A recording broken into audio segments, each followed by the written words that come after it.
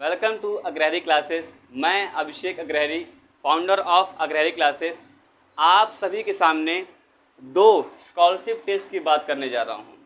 छात्रों के मन में बहुत समस्या होती है कि किसको हम क्लास 8 के लेवल पर भर सकते हैं और किसको क्लास 10 के लेवल पे। सबसे पहले हम डिस्कस करेंगे NTSC के बारे में, नेशनल टैलेंट सर्च एग्ज़ाम। इस एग्ज़ाम के बारे में भ्रांतियां हैं कि इसको क्लास 8 के बच्चे ही भर सकते हैं, जो कि बिल्कुल गलत है।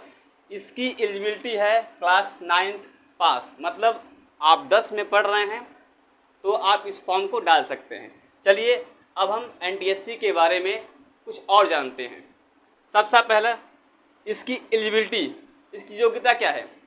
आपको क्लास 9 पास होना चाहिए और कम से कम उसमें 60% मार्क्स आपको प्राप्त होने चाहिए और 5% जो रिजर्व कैटेगरी है उसके लिए छूट होती है।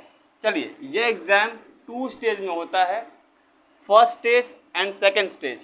फर्स्ट स्टेज है स्टेट लेवल, ठीक है ना। पहला जो आपका स्टेज है वो स्टेट लेवल का, यानी राज्य स्तर पे, और दूसरा है केंद्र स्तर पे। जब आप राज्य स्तर पे परीक्षा को उत्तीर्ण कर लेते हैं तो आपका सेकंड एग्ज़ाम होता है, वो भी सेंट्रल लेवल पे। चलिए अब हम फर्स्ट स्टेज के सिलेबस की बात करते हैं। इसमें 2 पेपर होते हैं, पेपर 1 एंड पेपर 2।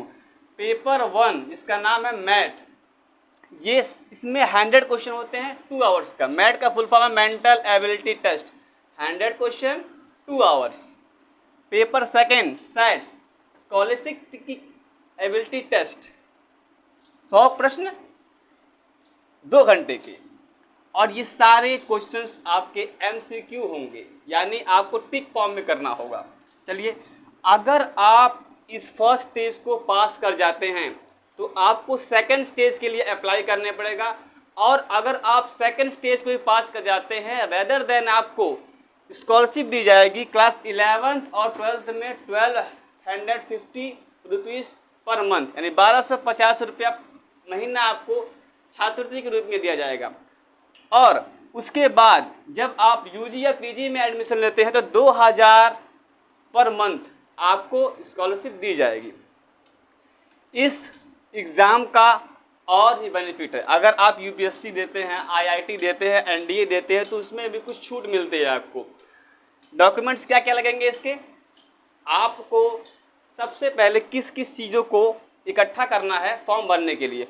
फ़ोटो होना चाहिए, आपका आय प्रमाण पत्र होना चाहिए, निवास प्रमाण पत्र, अगर आप रिजर्व कैटेगरी से बिलोंग करते हैं तो आपको कास्ट सर्टिफिकेट लगेगा, आधार कार्ड और 9th की मार्कशीट। मैंने पहले बताया है कि 9th में आपको कम से कम 60% मार्क्स सिक्योर करने हैं for general category, reserve category के लिए 55% मार्क्स। अब आते हैं हम लोग NMMS। ये जो आपका एग्ज़ाम होता है ये होता है क्लास 8 में। इसके लिए आपकी योग्यता है, आपको क्लास 7th पास होना चाहिए 55% मार्क्स के साथ। 5% छूट है आरक्षित वर्ग के लिए। यह पेपर 2 सेट में होता है, पेपर 1 और पेपर सेकंड। पेपर 1 को बोलते हैं मैट, पेपर सेकंड को सेट। 90 क्वेश्चन 90 मिनट के लिए, पेपर सेकंड भी 90 क्वेश्चन 90 मिनट के लिए। MCQ नो नेगेटिव मार्किंग, दोनों एग्ज़ाम में कोई नेगेटिव मार्किंग नहीं है। इसमें अगर आप इस एग्ज़ाम को पास करते हैं, अच्छी बात यह है कि ये एग्ज़ाम केवल एक स्टेज में होता है, बस एक बार एग्ज़ाम दिया आपने उसके बाद आपको स्कॉलरशिप मिलना स्टार्ट हो जाएगी। इसकी स्कॉलरशिप है 1000 पर मंथ। डॉक्यूमेंट्स क्या क्या लगेंगे, photo, income certificate, domicile certificate, caste certificate, Aadhaar card, 7th की मार्कशीट। फिर से याद रखिए 7th में आपको कम से कम 55% मार्क्स सिक्योर करना है फॉर जनरल और 50% मार्क रिजर्व कैटेगरी के लिए। चलिए, अब तो हम लोगों ने इसके बारे में जान लिया, लेकिन मान लीजिए बच्चे ने फॉर्म भरा, एग्ज़ाम दिया, नहीं क्वालिफाई हुआ, तो हम इस एग्ज़ाम को क्वालिफाई होने की दृष्टि से केवल नहीं देंगे। ये आपका जो एग्ज़ाम होता है ये आपको सिखाता है कि आगे जो कंपटीशन होगा उसमें आप किस तरह कम्पीट करेंगे। अगर आप एग्ज़ाम को देते हैं तो आपको ये अनुभव होगा कि आने वाले जो एग्ज़ाम है उसमें पेपर कैसे सेट किया जाता है, एमसीक्यू क्वेश्चंस को कैसे सॉल्व करते हैं। तो मित्रों, मेरा यह कहना है कि आप इस एग्ज़ाम को ज़रूर दें, इसकी तैयारी करें, इसकी तैयारी कभी व्यर्थ नहीं जाएगी। सेम क्वेश्चन एनटीएससी में आएगा, सेम क्वेश्चन एमएमएस में आएगा, लेकिन इसमें लेवल लो रहेगा, इसमें लेवल हाई रहेगा। जो नवोदय का एग्ज़ाम होता है उसमें भी इसी टाइप के क्वेश्चंस होते हैं।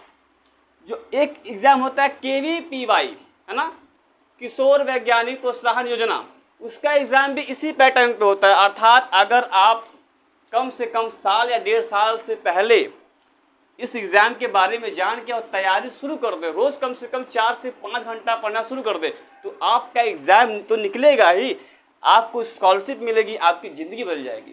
तो मेरा यह कहना है, अगर आपके पास समय है तो आप इस एग्ज़ाम की तैयारी ज़रूर करें, ज़रूर से ज़रूर, लेकिन साथ में अपनी पिछली कक्षाओं पे ध्यान दें, क्योंकि इस एग्ज़ाम को देने के लिए 9th में मैंने बताया एनटीएससी 60% मार्क्स और 7th में 55% मार्क्स होना चाहिए। इसी के साथ और जानकारी के लिए हमसे जुड़े रहिए। धन्यवाद।